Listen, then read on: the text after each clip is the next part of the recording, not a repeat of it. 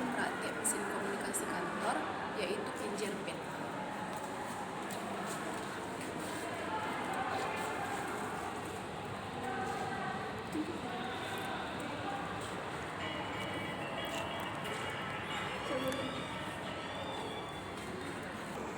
Baik, sekianlah praktek dari saya untuk penggunaan fingerprint. Terima kasih.